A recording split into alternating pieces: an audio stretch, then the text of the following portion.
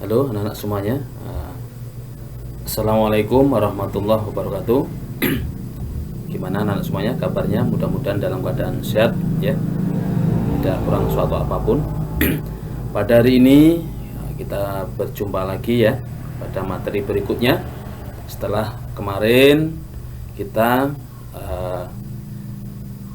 pembelajaran kita yaitu tentang bermain peran ya. Nah, pada hari ini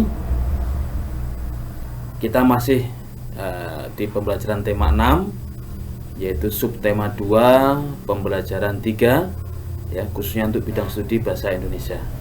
Nah, materi kita pada hari ini yaitu membaca intensif ya. Apa pengertian membaca intensif? Ada beberapa pengertian kaitannya dengan membaca intensif ya. Di dalam buku kalian itu ada satu pengertian, membaca intensif adalah kegiatan yang dilakukan oleh seseorang dalam membaca dengan cermat agar memahami bacaan atau teks dengan cepat dan tepat. Ya. Dalam pengertian yang lain, ya, membaca intensif adalah kegiatan membaca yang dilakukan dengan bersungguh-sungguh untuk mendapatkan suatu informasi.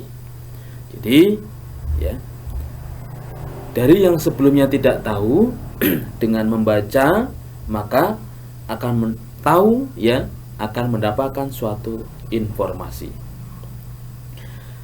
Perlu diperhatikan dalam membaca ya suatu informasi secara intensif ya, ada beberapa tips-tips yang perlu ya kita lakukan ya, kalian lakukan. Apa saja tipsnya? Nah, yang pertama, membaca teks tersebut secara berurutan.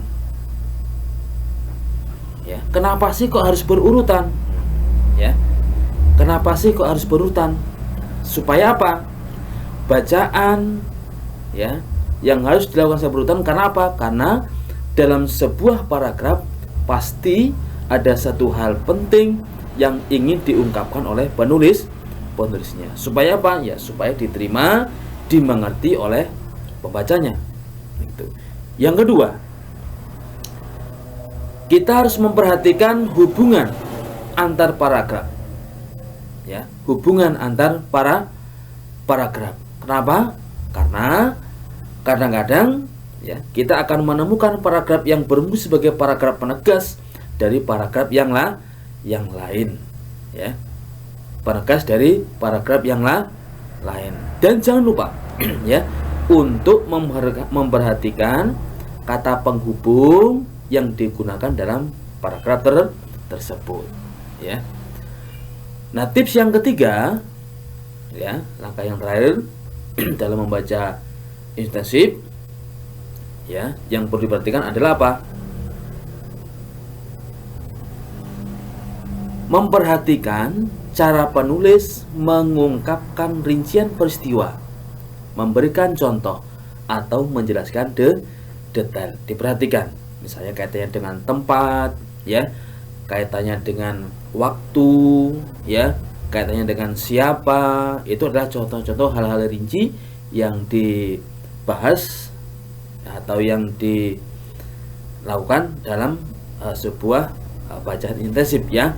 Supaya apa? Nah, hal-hal tersebut bisa digunakan untuk memperjelas pokok permasalahannya ya. Jadi itu tadi ya beberapa tips-tips ya dalam membaca intensif. Supaya apa? Supaya ketika kita membaca itu ya ada hal-hal pokok, hal-hal yang kemudian kita tahu apa isi dari bacaan tersebut.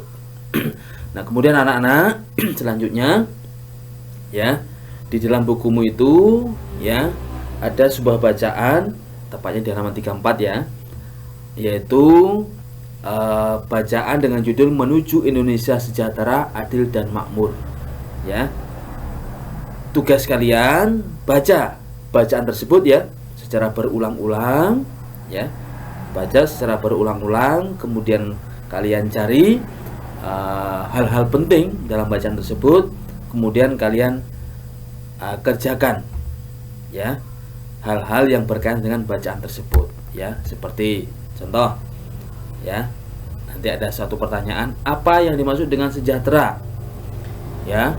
Kemudian nomor 2, apa arti menuju Indonesia sejahtera, adil dan makmur? Nah, kemudian nomor 3, bagaimana cara untuk menuju Indonesia sejahtera, adil dan makmur, dan seterusnya di situ ya. Di situ ada.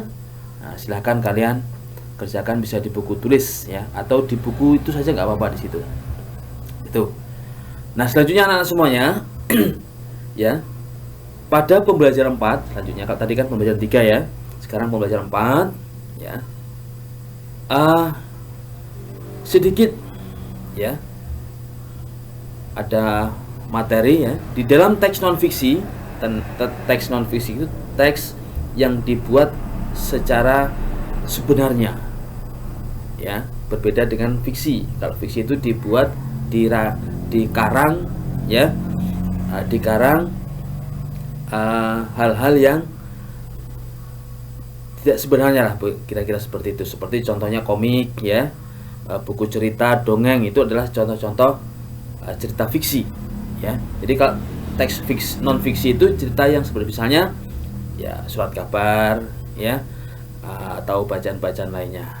Nah, informasi-informasi yang diperoleh setelah membaca teks non-fiksi itu dapat disusun dalam bentuk ringkasan ya, dalam bentuk ringkasan atau paragraf singkat dengan memperhatikan penggunaan kosakata baku ya. Tentu kalian sudah tahu ya kosakata baku ya, bisa di kamus itu ya. Itu. Nah, dari bacaan itu kita bisa meringkas.